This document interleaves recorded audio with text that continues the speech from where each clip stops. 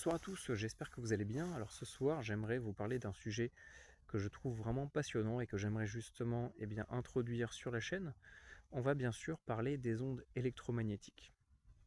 Et c'est un sujet qui, à mon avis, va vous intéresser, puisque je remarque que ces dernières années, on en parle de plus en plus, notamment dans ce que je vais appeler là vulgairement les milieux alternatifs, concernant les antennes 4G, 5G, les Linky, etc.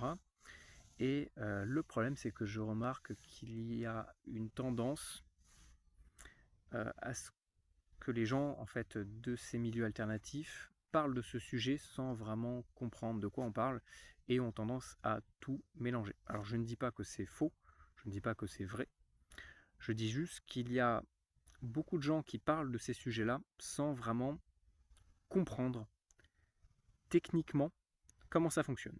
Et il faut savoir, avant de commencer, que moi, les ondes électromagnétiques et plus précisément les ondes radio, eh ben, je trouve ça passionnant et c'est une de mes grandes passions. Ça peut sembler bizarre, mais oui, c'est une passion.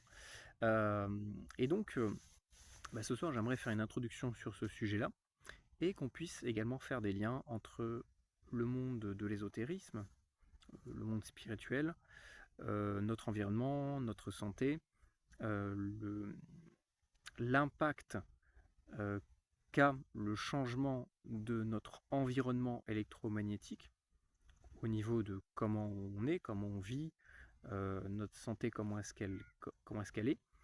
Et puis voilà, essayer de faire un lien un peu entre tout ça, l'ésotérisme, les ondes électromagnétiques, l'environnement, et voir à quel point les ondes électromagnétiques sont présentes partout, à tous les niveaux.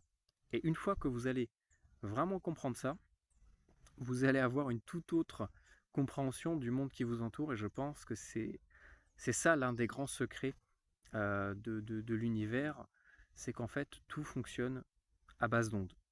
Alors vous allez me dire, qu'est-ce qu'il nous raconte? Alors, je vais tout d'abord vous expliquer assez simplement euh, qu'est-ce que le spectre électromagnétique et qu'est-ce que ça inclut.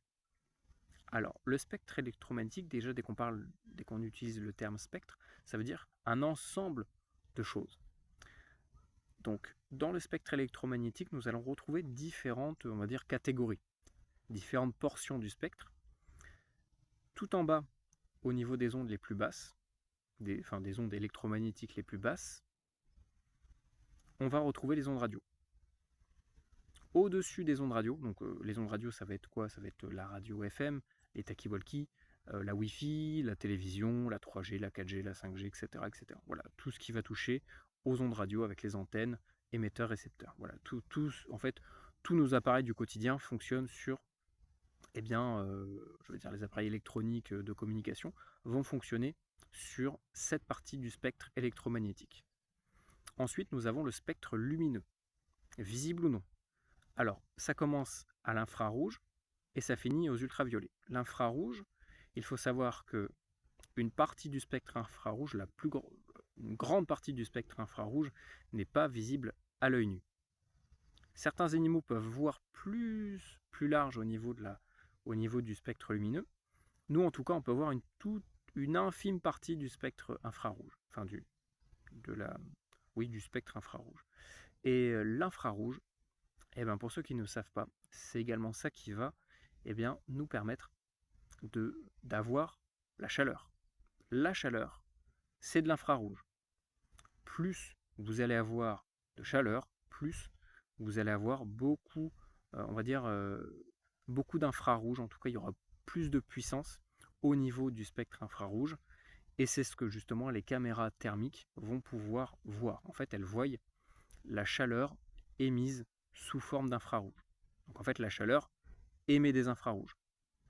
Donc là, on comprend que la température, donc là, notre ressenti en temps réel de notre environnement lié à la chaleur, eh bien, ce sont des ondes électromagnétiques. Ensuite, voilà, on a la lumière visible, ensuite l'ultraviolet. Ensuite, qu'est-ce que nous avons? Nous avons les rayons X. Les rayons X, c'est ce qui va, par exemple, permettre dans un aéroport de voir dans des bagages. Ça va nous permettre de traverser des objets et de pouvoir les visualiser à travers la matière. Donc on peut également faire peut-être un parallèle avec, je sais pas moi, des techniques qui permettent de voir à travers les objets. Peut-être que c'est possible, peut-être que c'est un lien avec l'ésotérisme, je ne sais pas. Et ensuite, nous avons ce que l'on appelle les rayons gamma. Les rayons gamma, qu'est-ce que c'est? Eh bien, c'est tout simplement la radioactivité. Voilà, pour la faire simple, hein, c'est de la radioactivité. Donc, par exemple, le Soleil, eh bien, il transmet à la fois des infrarouges, puisqu'il transmet de la chaleur, mais il transmet également des rayons gamma, donc de la radioactivité. Il faut savoir que dans notre environnement, il y a de la radioactivité partout. C'est quelque chose de tout à fait naturel, c'est un phénomène naturel. C'est-à-dire que, tout comme sur une radio, lorsque vous allez avoir un grésillement, un bruit de fond, eh bien, au niveau du spectre électromagnétique de manière plus large, hein, ça peut englober les ondes radio, la lumière, la chaleur, les rayons X, les rayons gamma, etc., eh bien, nous avons un bruit de fond naturel. Tout comme sur une radio, eh bien, vous allez avoir un grésillement, un bruit de fond, et plus vous allez avoir d'appareils électroniques à proximité, plus vous allez avoir d'émetteurs sur cette gamme de fréquences, eh bien, plus le bruit de fond va changer, va peut-être augmenter s'il y a plus de bruit parasite, s'il y a plus d'appareils à proximité. C'est notamment ce qu'on peut remarquer comme phénomène au niveau des fréquences très très très basses, hein, la VLF, etc., vraiment sur les fréquences très basses.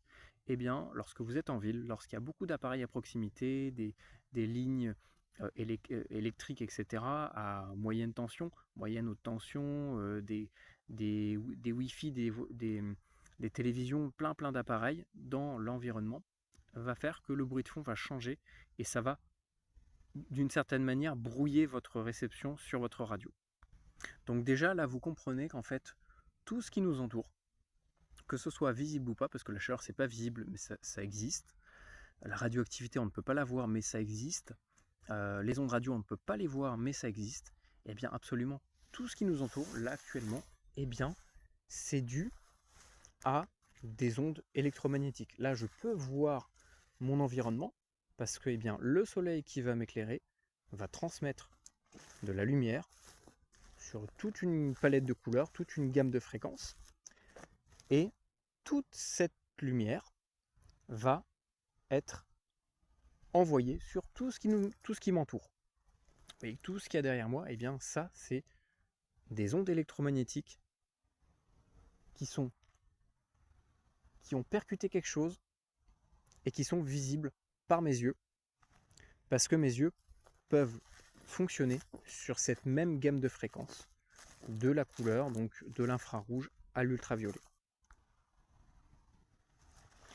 Et absolument, toutes les parties de notre corps, eh bien, sont d'infimes molécules qui elles-mêmes génèrent un champ électromagnétique. Si vous vous intéressez au domaine de la radioastronomie, par exemple, parce que c'est vraiment typiquement un exemple hyper pratique pour que vous puissiez vraiment comprendre de quoi je vais parler, il faut savoir que absolument tout a une fréquence, on va dire, de résonance. Alors je sais que ce terme-là, aujourd'hui, dans le milieu un peu New Age, etc., ça ne veut plus rien dire. Fréquence de résonance, de machin, voilà. En tout cas, physiquement, tout a une fréquence de résonance. C'est-à-dire que, par exemple, en radioastronomie, qui est une discipline tout à fait officielle, hein, qui est reconnue et pratiquée partout dans le monde par plein d'universités, et notamment les plus grandes agences spatiales, eh bien, il faut savoir que tout, tout le tableau j'allais dire des éléments, non, je ne sais plus comment ça s'appelle exactement, où vous avez vraiment tout ce qui compose notre monde en fait, hein. Donc ça peut être le dioxyde de carbone, le titane, j'en sais rien moi, tout ce que vous voulez, le fer, n'importe quoi. Eh bien il faut savoir qu'en radioastronomie, on peut par exemple se caler sur la fréquence de par exemple l'hydrogène. Voilà, l'hydrogène, je ne sais plus quelle fréquence c'est, mais il y a une fréquence très précise avec une bande passante très très étroite que l'on peut écouter. C'est-à-dire que si on a une antenne parabolique qui va viser une planète qui est composée à par exemple 80% d'hydrogène et qu'on est calé sur les fréquences de l'hydrogène, et ben normalement si si on a des conditions atmosphériques et une installation avec une antenne parfaitement accordée sur cette fréquence-là, on va pouvoir capter la fréquence de résonance de l'hydrogène qui provient de cette planète. Donc, ne serait-ce que par cette pratique-là, par cette discipline de la radioastronomie, on comprend que tout a une fréquence, tout émet un signal en fait. Voilà, c'est ça c'est ça que j'essaie d'expliquer, c'est que tout émet un signal électromagnétique. Aussi infime soit cette molécule. Alors bien sûr, plus la molécule sera fine, elle sera petite, plus elle sera isolée, et moins la puissance d'émission sera forte. C'est pour ça qu'une planète remplie d'hydrogène, on pourra l'écouter. Par contre, l'hydrogène qu'il y a ici autour de moi, puisqu'il y en a peut-être un petit peu, ou peut-être dans un endroit bien précis, eh ben, peut-être que ça sera moins concentré. Ça pourra peut-être être perçu par des appareils très sensibles, mais ça reste très compliqué. En tout cas, voilà. Il y a un effet de volume, plus il y en a, plus il y a de la puissance, et donc plus ça peut être capté facilement. Donc à partir de là, vous comprenez qu'en fait, absolument tout ce qui nous entoure, tout, ça peut être la Terre, ça peut être n'importe quoi, tout ça, c'est un ensemble, c'est un mélange, c'est une sorte d'alliage de plein de, je ne sais plus si c'est le terme exact, mais plein de molécules différentes, de choses différentes. Et à partir de là, vous comprenez qu'en fait, eh bien, tout ce qui nous entoure n'est qu'onde radio, enfin, n'est qu'onde électromagnétique. En tout cas, moi, c'est la conclusion à laquelle j'en suis arrivé après des années de recherche, de réflexion sur ce sujet-là. Alors, je ne sais pas du tout s'il y a déjà des gens qui ont fait ce type de travaux, mais en tout cas, ce qui est sûr, c'est que tout ce qui nous entoure fonctionne soit avec des ondes acoustiques, soit avec des ondes électromagnétiques. Puisque oui, on n'en a pas encore parlé, mais là on a parlé juste du spectre électromagnétique. Le spectre électromagnétique, ça va être un champ électrique et magnétique. Donc il va falloir des appareils bien spécifiques pour les capter et pour les transmettre. En fait, la lumière, la radioactivité, l'infrarouge, ça fonctionne exactement pareil que des radios. Si vous avez deux talkie-walkie, pour fonctionner ensemble, il faut qu'il y en ait au moins un qui transmette et un de l'autre côté qui reçoive. La lumière, c'est pareil, si vous regardez bien, le soleil c'est un émetteur, et nos yeux, ce sont des récepteurs. Donc, ce sont des antennes de réception, ce sont des antennes d'émission. Ok ? Les ondes électromagnétiques, si on prend par exemple les ondes radio, eh bien, selon la gamme de fréquences, ça va se propager différemment. Ça va aller plus ou moins loin, et ça va plus ou moins rebondir ou être absorbé par certains matériaux. C'est pour ça qu'il y a certaines ondes qui sont utilisées plutôt pour de la courte distance, pour avoir des débits très élevés, et au contraire, des ondes beaucoup plus basses, par exemple, pour faire des très longues distances, mais avec des débits beaucoup moins importants. Ok ? Et donc, selon la fréquence utilisée, eh ben, les ondes ne rebondiront pas, ou ne seront pas absorbées de la même manière, dans un même environnement. Tout comme en lumière, dans la gamme des fréquences lumineuses, eh bien, peut-être que, par exemple, l'arbre qui est là-bas, eh bien, peut-être qu'il absorbera mieux l'infrarouge et il renverra autour de lui mieux l'ultraviolet. Vous voyez ce que je veux dire ? Et peut-être qu'à l'inverse, des feuilles vertes, eh ben, elles vont plutôt absorber telle couleur, telle partie du spectre électromagnétique, et en réverbérer d'autres, en réfléchir d'autres. Puisqu'en fait, c'est ça. Il faut comprendre que comment est-ce qu'on arrive à percevoir tous les objets autour de nous, parce que, regardez, on va se poser une question très simple. Si le soleil, il est là, ok, le soleil est là, eh ben, il est censé rayonner que comme ça, ok. Ces rayons partent en ligne droite. Donc, c'est-à-dire qu'on ne devrait pouvoir voir, par exemple, sur cette branche, que cette partie-là. L'autre partie devrait être totalement noire, puisqu'il n'y a pas de source lumineuse provenant de cette direction. Et bien pourtant, on voit tout autour la branche. Comment ça se fait ? Parce que la lumière du soleil va être va rebondir sur tout l'environnement qui va lui-même réfléchir une partie, parce qu'il y aura forcément une absorption, puisque de toute façon les plantes se nourrissent des photons. Les photons, ça provient de la lumière, hein. Donc eux, ils se nourrissent des photons. Donc ils vont prendre une partie pour eux, mais ils vont en réfléchir une autre partie. Ok. Et en fait, si on regarde bien, les couleurs, selon les couleurs qu'on va choisir, eh bien, ça aura un effet plus ou moins réfléchissant. Si on prend une couleur noire, eh bien elle va absorber, je crois, quasiment 100% de la lumière qu'elle va recevoir. C'est pour ça que ça va se transformer en chaleur, parce qu'en fait, rien ne se perd, tout se transforme, hein. Les photons, les rayons du spectre lumineux visible qui vont toucher, par exemple, mon sweat noir, eh bien mon sweat noir, s'il est parfaitement noir, il va absorber quasiment 100%, voire même 100% de la lumière reçue. Par contre, qu'est-ce qui va se passer? Parce que cette lumière-là, elle ne peut pas disparaître, elle ne peut pas devenir rien. C'est pas possible. Tout se transforme. Eh bien, ça va se transformer sous forme de chaleur. Donc en fait, là, on comprend que tout part d'ondes électromagnétiques, puis ensuite est transformé en d'autres choses. Alors, ça peut être plus ou moins complexe, on l'a vu tout à l'heure, par exemple, pour faire de la Terre, il faut peut-être tel et tel composant, on va dire, chimique, mais oui, si, ça doit être chimique. Je ne sais plus comment ça s'appelle, le tableau périodique avec tous les... Je suis pas c'est pas trop mon domaine ça, mais voilà, vous voyez ce que je veux dire. Avec tous les éléments de base qui, une fois combinés, vont former autre chose. Et dès qu'on comprend ça, on comprend qu'en fait, eh ben, si ces molécules peuvent être mélangées et peuvent donner donner un résultat précis, ça veut dire que également, il va y avoir un mélange de fréquences électromagnétiques. Puisqu'en fait, chacun va générer un champ électromagnétique. Et ce mélange va générer un nouveau champ qui va être un couplage, on va dire, de plusieurs fréquences qui vont émettre chacune sur leurs fréquences respectives, ou alors peut-être créer une nouvelle fréquence. Ça, je ne sais pas exactement ce que ça peut donner. Ça peut être très intéressant de creuser. Bref, on comprend qu'en fait, absolument tout ce qui nous entoure, absolument tout, repose sur des ondes. Et une onde, en fait, qu'est-ce que c'est? Une onde, qu'est-ce que c'est? C'est tout simplement des variations, des oscillations.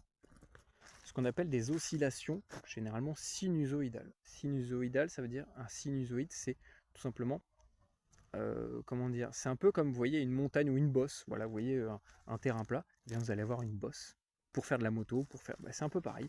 Donc notre signal, eh bien, il y a le neutre, 0 volt, et donc notre signal alternatif, puisque là les ondes électromagnétiques ce ne sont que du courant alternatif, eh bien ça va descendre en dessous de 0 et ça va monter au-dessus de 0. Et plus ça va descendre et aussi monter, parce qu'en fait les deux sont liés, hein, plus vous allez descendre, plus vous allez monter, c'est exactement pareil que dans tout en fait, hein, voilà, plus vous allez tomber bas dans votre vie, et bien plus derrière ça va vous permettre de remonter haut. Et ça va vraiment être important de retenir ça, parce que si vous comprenez ce que je viens de dire depuis tout à l'heure, vous comprenez qu'absolument tout notre univers est régi que par les ondes radio. Et donc ça veut dire que notre vie également. Ça veut dire que plus on va vivre des choses très dures, et plus derrière c'est fait pour nous amener à quelque chose d'encore meilleur.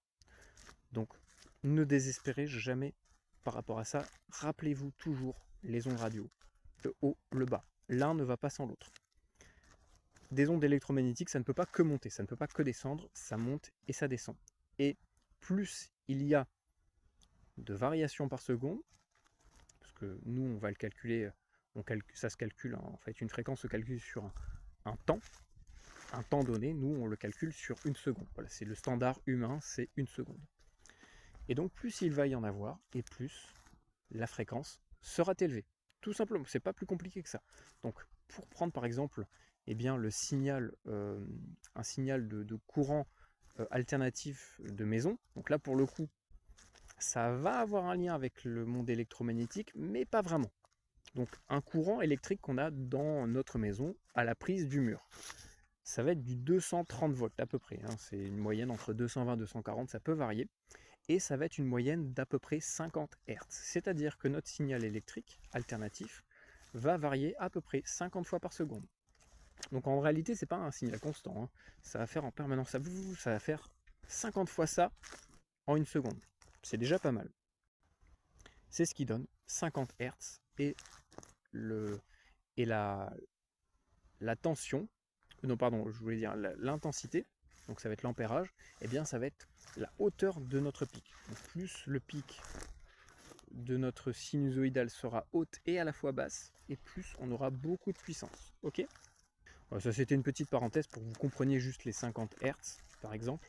Et bien ça, ce système-là, vous allez le reporter pour absolument n'importe quoi. On a compris que tout ce qui nous entoure ne repose que sur des ondes électromagnétiques, puisqu'en fait, absolument toutes les molécules qui composent l'univers, le monde physique, n'est qu'onde, puisqu'en fait, tout génère un champ électromagnétique, ok ? Mais ça suffit pas. Là, je suis en train de parler. Je vous parle actuellement. C'est pas des ondes électromagnétiques. Enfin, même si ça passe par Internet, mais je veux dire que ma voix, ce ne sont pas des ondes électromagnétiques, ok ? Ce sont des ondes acoustiques, mais ça fonctionne de la même manière. Plus ma fréquence sera grave, et moins... Vous sentez là, on sent le nombre d'oscillations par seconde. Si je descends en fréquence... Vous voyez, on sent on sent qu'il y a beaucoup moins de variations par seconde, et donc on baisse en fréquence. Mais c'est exactement le pareil en fait. On va faire vibrer quelque chose. Donc là, ça va être les cordes vocales, ça peut être une corde de guitare, ça peut être n'importe quoi. Un tambour. En fait, si vous tapez sur un tambour, eh ben, en réalité, le tambour, il va vibrer un certain nombre de fois par seconde. Et c'est des hertz en fait. C'est ni plus ni moins que des hertz. C'est exactement pareil. Donc on va prendre une seconde et on va calculer le nombre de fois où il y a eu une répétition d'un mouvement physique. Ce mouvement physique, qu'est-ce qu'il fait ? Il va faire déplacer quelque chose dans l'environnement, de l'air. C'est pour ça que dans l'espace, on ne peut pas parler. Il n'y a pas de son, parce qu'il n'y a pas d'air. C'est l'air qui va se comprimer ou se dilater, exactement comme dès que vous balancez un caillou dans l'eau. Ça va faire des petites vaguelettes, des ondes. Et bien c'est exactement pareil. Là, lorsque je vais parler dans cette direction, je vais envoyer un nombre d'oscillations par seconde dans les airs qui va créer cette onde-là, qui va se déplacer à une certaine vitesse et qui va partir dans une certaine direction. Et nos tympans, ils vont fonctionner entre tant et tant de hertz et ils vont pouvoir capter cette partie-là du spectre acoustique, du spectre audio. Et notre monde, si on regarde bien en fait, c'est une sorte d'additionnement, de connexion entre les ondes électromagnétiques et les ondes acoustiques. Les ondes acoustiques, c'est ce qui permet de diffuser du son, de la musique, le bruit d'une cloche, un chant, et du monde physique, les ondes électromagnétiques. En fait, c'est un mélange de ces deux choses-là qui vont créer notre monde tel que nous le connaissons et tel que nous pouvons le percevoir via nos sens. Hein. Je vous l'ai dit juste avant, la température, c'est l'infrarouge. Nos yeux, c'est le spectre lumineux visible. Nos oreilles, c'est une partie du... Enfin, c'est... les oreilles, c'est les ondes acoustiques. Et nous-mêmes, nous sommes composés de beaucoup de choses. Et toutes ces choses-là ont une résonance. Donc oui, on peut dire que nous résonnons d'une certaine manière sur une certaine fréquence, ou sur même plusieurs fréquences, puisqu'on est composé de certaines choses. Si on va encore beaucoup plus loin dans notre fonctionnement interne, on se rend compte que notre cerveau, comment il fonctionne, notre système nerveux, qu'est-ce que c'est ? Ce sont des signaux électromagnétiques, ce sont des signaux électriques. Mais il faut savoir, je ne vous l'ai pas dit tout à l'heure, mais tout champ électrique génère, tout courant électrique, j'ai un peu spoilé la suite, tout courant électrique génère un champ électromagnétique. C'est une obligation. S'il n'y a pas de courant électrique, on ne peut pas créer un champ électromagnétique. D'accord ? C'est pour ça que la radio, il faut une pile pour le faire fonctionner. C'est pour ça qu'une lampe, il faut une pile pour le faire fonctionner. Alors le soleil, c'est différent, il tire son énergie d'une autre chose. Mais ce que je veux dire, c'est qu'il faut toujours avoir de l'énergie derrière pour créer, pour transmettre cette information. Donc tout ce que je vous ai raconté, pour moi c'est important de vous l'expliquer, pour déjà que vous puissiez percevoir le monde différemment, parce que moi ça a vraiment changé ma manière de percevoir le monde. Et ça m'a aussi permis de comprendre l'impact que peut avoir le changement de notre environnement électromagnétique sur nous et notre santé. Et c'est aussi, je vous parle de ça aussi, pour pas qu'on puisse me balancer un commentaire comme quoi je suis un barjot qui parle de trucs complètement ahurissants. Tout ce que je vous dis là, c'est des choses, j'aime pas ce terme parce qu'aujourd'hui c'est utilisé à tort et à travers, mais c'est des choses très scientifiques que n'importe quelle personne formée pourra vous certifier que oui effectivement tout génère un champ électromagnétique et que l'hydrogène, le carbone, tout ce que vous voulez, ça génère aussi un champ électromagnétique qu'on va pouvoir écouter, notamment en radioastronomie. Bref, voilà, l'idée c'était vraiment de faire une introduction pour vous montrer qu'en fait, je ne vais pas vous parler de choses complètement débiles qui n'ont aucun sens. Tout ça, ça peut se vérifier, je vais vraiment vous demander de faire vos recherches parce que c'est vraiment ultra passionnant. Et donc, maintenant on va s'intéresser au cerveau, puisqu'en fait c'est la suite logique de tout ça, puisqu'on parle d'être vivant, de santé, de notre bien-être, de tout ça. Et aujourd'hui, c'est un gros questionnement où il y a vraiment deux écoles. Encore une fois, on en revient toujours à cette espèce de binarité, d'opposition. Tout est manichéen, noir-blanc, il n'y a pas de nuance. C'est vrai qu'à l'époque, dès que je voyais des gens parler de la 4G, de la 5G, je me foutais un peu de leur gueule. On disait, ouais, mais qu'est-ce qu'ils racontent? Et en fait, en me questionnant sur tout ça, puis en découvrant tout ça, en fait, on comprend logiquement que notre environnement, même de manière plus générale, sans parler des ondes électromagnétiques, etc., mais si vous prenez un enfant, que vous le mettez dans un environnement pauvre, en stimulation, en créativité, etc., ça va devenir un enfant, désolé du terme, mais bête. Au contraire, si vous mettez un enfant dans un environnement très riche, très stimulant, ça va faire un enfant intelligent. Vous voyez, c'est pas la faute de l'enfant, c'est la faute de l'environnement. Tout comme si vous mettez quelqu'un dans un environnement toxique avec du poison partout, il va être en mauvaise santé. C'est tout à fait logique. Et donc là, c'est un petit peu pareil, parce qu'en fait, l'environnement électromagnétique, il est partout. Il est partout et ça a un impact sur nous parce que nous-mêmes, nous sommes des récepteurs et des émetteurs d'ondes électromagnétiques. Et si on s'intéresse au cerveau, voilà, c'est ce que je vous disais juste avant que je parte dans ce truc-là, le cerveau, le système nerveux, c'est quoi? Ce sont des signaux électriques, ni plus ni moins. Ce sont des câbles, on va simplifier ça un peu sous forme de câbles électriques, qui vont transmettre des informations. Donc le cerveau, lui, va transmettre d'une partie à une autre, un peu comme un ordinateur, et le système nerveux, il va transmettre des informations dans les deux sens, entre des périphériques, donc ça peut être des nerfs, pour sentir la douleur, pour sentir la chaleur, pour sentir certaines choses, des sensations, quelqu'un qui vous touche, une caresse, n'importe quoi, et le cerveau. Et les deux vont communiquer ensemble par le système nerveux. Tout comme sur une station météo, vous allez avoir différents capteurs reliés à la carte mère qui va, elle, lire les données brutes et les traduire sous forme d'informations. C'est exactement le même principe. Ok? Et comme je vous le disais tout à l'heure, tout courant électrique génère un champ électromagnétique. C'est pour ça d'ailleurs qu'on peut lire avec des je crois que c'est ça, les électrodes qu'on met sur le crâne, on les met pas dans le cerveau, même si on peut le faire, mais on les met par-dessus le cerveau pour lire certaines parties, lire les signaux électriques que le cerveau, plutôt le champ électromagnétique que le cerveau va créer par le fait qu'il fonctionne avec un courant électrique. C'est d'ailleurs pour ça qu'à l'époque, on avait inventé des techniques où on envoyait des courants électriques dans le cerveau. D'ailleurs, c'est toujours utilisé pour les gens qui ont certaines maladies. Moi, j'en connais personnellement qui subissent encore aujourd'hui ce genre de truc.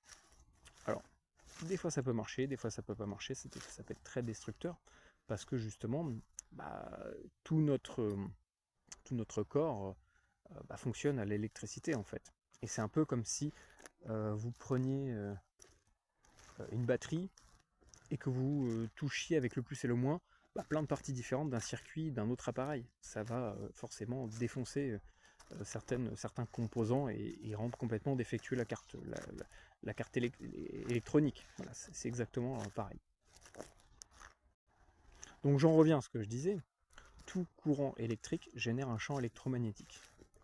Mais vu que tout notre environnement n'est que ondes électromagnétiques et que nous-mêmes, nous sommes des émetteurs et des récepteurs d'ondes électromagnétiques, puisque nous gérons un champ électrique, d'ailleurs ça peut se mesurer. Il y en a qui s'amusent, là ça fait quelques temps que certains s'amusent à faire ça. D'ailleurs j'ai pas encore testé, j'aimerais bien tester, de prendre un multimètre et de se mettre à la terre par exemple, ou alors de juste mesurer comme ça un courant. On peut même le faire dans les arbres, on peut le faire dans tout ce qui nous entoure. Alors bien sûr, la tension sera plus ou moins élevée, mais on remarque qu'il y a tout le temps un courant électrique et un champ électromagnétique dans tout être vivant. Et d'ailleurs, même si on ne parle pas du vivant, vous voyez, on va revenir un peu aux ondes radio, et là vous allez voir qu'en fait tout va être connecté. Et moi, ça m'a permis aussi de me re-questionner sur des trucs sur lesquels j'avais des a priori. Vous voyez, comme les pierres. Je trouvais que les pierres, bon, j'ai toujours adoré les pierres, hein. Je vous avoue que moi j'ai toujours été un fanat de pierres, même si je connais pas forcément tous les noms, mais j'ai toujours adoré ça. Je sais pas pourquoi, mais c'est comme ça.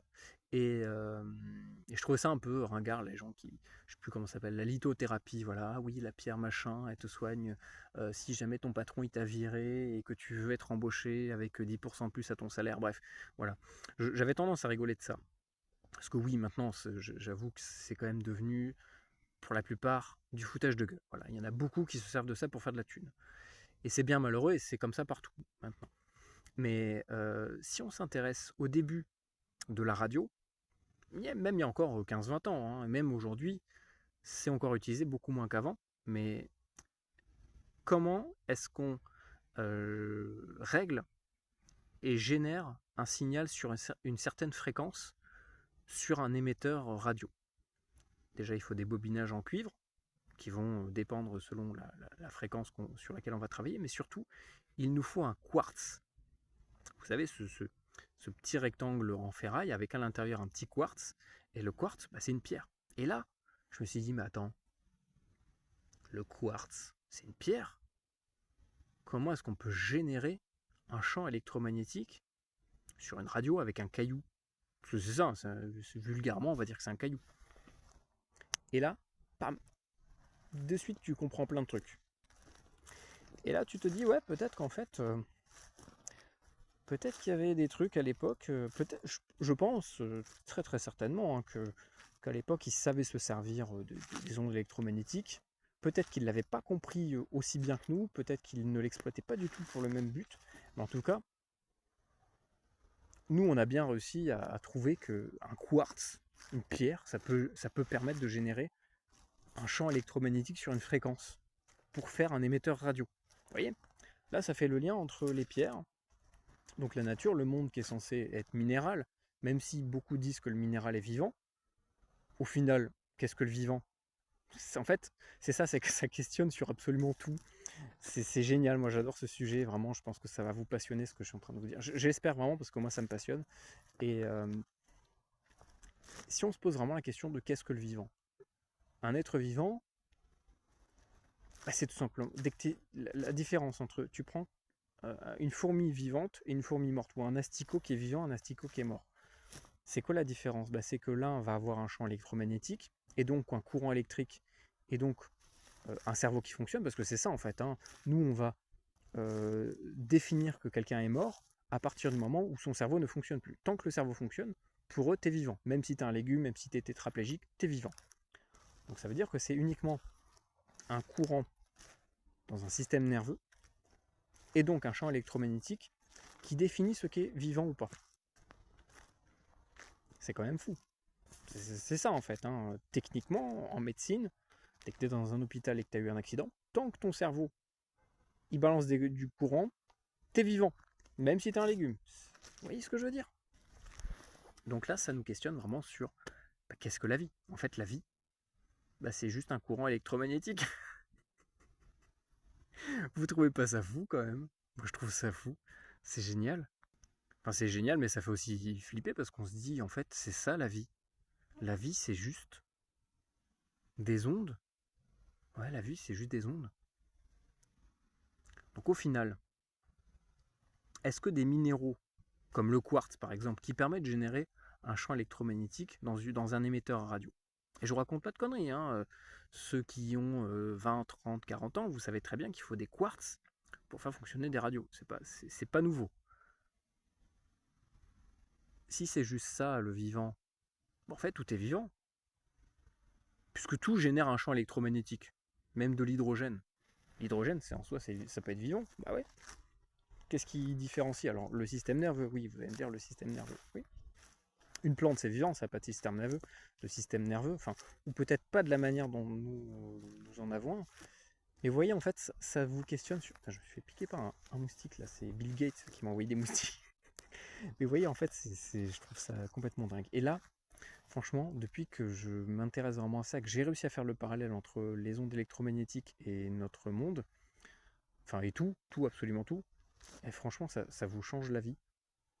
Vous voyez les choses complètement différemment. Donc à partir de là, vous comprenez qu'en fait, bah oui, forcément, si vous avez un environnement pollué électromagnétiquement parlant, avec plein d'antennes relais téléphoniques partout, plein de, comme là, nos appareils qu'on a en permanence collés à nous, bah oui, forcément, c'est un danger, puisque ça a un impact sur notre être, sur notre corps, qui est un émetteur-récepteur d'ondes électromagnétiques. Et d'ailleurs, ça c'est marrant, c'est quelque chose que personne ne relève jamais. Mais parce qu'on dit que la 5G, etc., c'est pas dangereux. Ok, soit. Alors, comment ça se fait que, par exemple, les radars de marine, moi j'ai un peu bossé dans tout ce qui est navigation, bateau, etc. Les radars de bateau, je crois que c'est du 10-30 GHz, à peu près, dans ces eaux-là. Ça dépend des radars. Et il faut savoir que c'est une énergie très concentrée dans une antenne directive. Et en fait, on va calculer tout simplement le temps de retour de l'onde avec un calcul très très fin qui permet de savoir quasiment au mètre près s'il y a un autre navire, s'il y a quelque chose. Eh ben, les radars de bateau, c'est dangereux. Tu peux pas rester à côté, c'est marqué. Si tu mets ta tête à côté, c'est cancer. Enfin, trop longtemps, mais ça peut te causer des maux de tête, ça peut te causer beaucoup de choses. Ça, c'est véridique. Et dans le milieu militaire, notamment les opérateurs radars, il y a une maladie qui est très récurrente. C'est tout simplement une sorte d'intoxication aux ondes. Parce que les radars fonctionnent avec des puissances tellement élevées et généralement sur des fréquences très hautes. Je vous dis, généralement c'est du 10, 20, 30 GHz pour les radars, les radars à très haute fréquence, mais qui portent pas très loin, mais qui sont très fins. Et il y a une maladie qui est médicalement reconnue, hein, qui est typiquement une maladie militaire, qui est liée, généralement ça touche que les opérateurs radars, et c'est justement lié aux ondes radio. C'est une sorte d'intoxication aux ondes radio, et ça a un impact sur le cerveau. Je ne sais plus le nom de la maladie exacte, hein, mais vous chercherez, je crois qu'il y a des vidéos qui en parlent sur YouTube. Ça touche le cerveau, ça touche le comportement, ça touche la mémoire. Donc ça peut aussi être lié à peut-être certaines maladies de maintenant. Ça touche surtout les yeux. Ça rend myope. Et là, on comprend qu'en fait les ondes radio, enfin les ondes électromagnétiques, ça peut être dangereux. Et c'est là qu'il faut faire attention. Comme je vous l'ai dit tout à l'heure, naturellement, nous avons des rayons infrarouges, des rayons X, des rayons gamma, des ondes radio, puisqu'en fait, tout génère un signal sur une fréquence radio. Enfin voilà, tout notre environnement génère un signal et on a une sorte de bruit de fond ambiant permanent par rapport à tout, même la radioactivité. Là actuellement, dans le sol, il y a de la radioactivité. Je suis exposé à la radioactivité, mais en soit, c'est naturel. Voilà, ça fait partie de l'environnement. Là où les gens ont tendance à beaucoup psychoter, c'est qu'ils ne savent pas faire la part des choses. Et encore une fois, tout est mauvais ou tout est bon. Et les ondes radio, ou même les ondes de manière générale, hein, vous prenez une lumière, alors regardez, je parle pas que des téléphones ou de la Wi-Fi ou de la 5G, on s'en fout. Prenez une lampe torche ou un laser, voilà, vous prenez un laser. Un laser, c'est quoi? C'est une lumière concentrée sur un seul point, un faisceau, qui est très très puissant. Vous foutez un laser dans les yeux de quelqu'un pendant 30 secondes. À votre avis, qu'est-ce qui va se passer? Hein, je vous fais pas un dessin. C'est dangereux, pourtant c'est de la lumière verte ou rouge. Si vous prenez une lumière, je sais pas si j'ai... Ah bah j'ai pas pris la mienne, tiens. J'en ai une autre ici. Si je prends ma petite lumière, qui est là, je sais plus comment elle... Je sais plus m'en servir, je suis une quiche. On va prendre l'exemple du laser. Là, si je regarde cette lumière là pendant 30 secondes, est-ce que vous pensez que ça va me casser les yeux? Bah non. Pourtant c'est la même lumière. Bah désolé, c'est que je suis resté appuyé sur le mauvais bouton. C'est la même couleur. Ça peut être même la... Oui, c'est la même couleur, donc c'est la même gamme de fréquences, c'est peut-être la même puissance, mais c'est pas la même concentration. Donc qu'est-ce que ça veut dire? Ah, je vois un petit point vert, ouais, dès que je ferme les yeux, j'avoue, je vois un petit point vert, mais ça va. J'ai pas la rétine brûlée, j'ai pas... Vous voyez? C'est ça la différence, c'est qu'en fait, tout dépend de l'intensité et du temps d'exposition. Après, un laser 30 secondes, je vais avoir les yeux cramés, on est d'accord. Bah, pour arriver au même résultat, avec ma lumière que j'ai montrée juste avant, peut-être qu'il va me falloir 3, 4, 5, 6, 10, 20, 100, 1000, 2000 heures. Ça va pas être le même ratio, mais on arrivera au même résultat. Et en fait, tout est question de temps et de temps d'exposition, tout simplement, et de taux auquel on est exposé. Tout comme à la lumière, si je regarde pendant 1 heure les yeux grands ouverts le soleil, bah, je vais avoir les yeux brûlés. Si je le regarde 5 secondes, bah, c'est pas grave, c'est normal. Mes yeux sont faits pour ça. Tout comme, bah voilà, pour rester sur le soleil, je mets ma peau, moi je suis très blanc, donc j'ai tendance à brûler, donc ça va être un très bon exemple. Je me mets 3 heures au soleil, d'ailleurs cet été ça m'est arrivé, j'ai eu des cloques, mais laissez tomber. Je me fous 3 heures au soleil comme une sardine. En plein mois d'août, canicule. Putain de moustique. Canicule, tout ce que vous voulez. Qu'est-ce qui va se passer? Bah, je vais brûler. Là, c'est mauvais. Si je reste allez, une demi-heure, 3/4 d'heure au soleil, c'est très bien, vitamine D, je tombe pas en dépression, mon métabolisme est bon, donc en soi c'est pas grave, c'est même bénéfique. Donc en fait, tout est question de dosage. Vous buvez 5 litres d'eau, bah vous allez mourir. Vous buvez 1,5 litre d'eau par jour, ou plutôt 2 litres, vous êtes en parfaite santé. Enfin, voilà, à part si vous êtes malade déjà, mais voilà, vous comprenez ce que je veux dire. Bon bah voilà, c'est exactement pareil. En fait, les ondes électromagnétiques, c'est pas bien, c'est pas mal. Ça dépend juste du temps d'exposition, ça dépend juste de la gamme de fréquences, ça dépend juste de la concentration de l'énergie, ça dépend juste de sur quoi on l'expose, comme le laser, vous voyez. Je vous ai pris l'exemple du laser vert. Si je le fous dans la rétine de quelqu'un, ça va lui brûler les yeux, mais si c'est pas un laser très puissant que je mets sur la peau, même au bout de 30 minutes, il n'y aura rien en fait. Voilà, c'est juste pas une zone qui va être sensible à ça. Peut-être qu'il va sentir un léger réchauffement, mais ça va pas lui brûler la peau, ça va pas lui traverser la peau comme dans Star Wars. Vous voyez, en fait, voilà, il faut savoir un petit peu faire la part des choses. Mais ce qui est sûr, c'est qu'il y a vraiment un lien entre le monde invisible, l'ésotérisme, le spirituel et les ondes. Puisqu'en fait, on comprend que déjà tout notre environnement est lié aux ondes. Donc peut-être que tout le reste, tout cet aspect qu'on a un peu oublié, mais qui est quand même en nous, parce que les gens ont quand même besoin de spiritualité, ça c'est sûr et certain. Je pense qu'il y a un lien. On reverra ça parce qu'il y a quand même des petits indices qui nous ont été laissés. Et c'est aussi le but de la chaîne, ça va être un petit peu de creuser, de trouver un petit peu l'origine de tout ça, de vraiment comprendre à quoi ça servait. Et on va voir qu'il y a un lien avec les ondes électromagnétiques, ou même les ondes de manière plus générale, et le monde voilà, du spirituel et de plein de choses. J'espère que ça vous a intéressé. Oh, et je suis pile synchro, le soleil est en train de se coucher, il fait encore un petit peu jour. Je suis content, mon téléphone a un meilleur capteur, là, il fait quasiment nuit et on me voit très bien à la caméra. Voilà, j'espère que ça vous a plu, n'hésitez pas à poser vos questions. Voilà, encore une fois, je rappelle que les ondes, c'est pas bien, c'est pas mal. Tout dépend de ce qu'on en fait en fait. Voilà, c'est comme tout. C'est comme tout. C'est comme tout. Allez, prenez soin de vous. Posez-moi vos questions, vos suggestions en commentaire et je vous dis à très bientôt.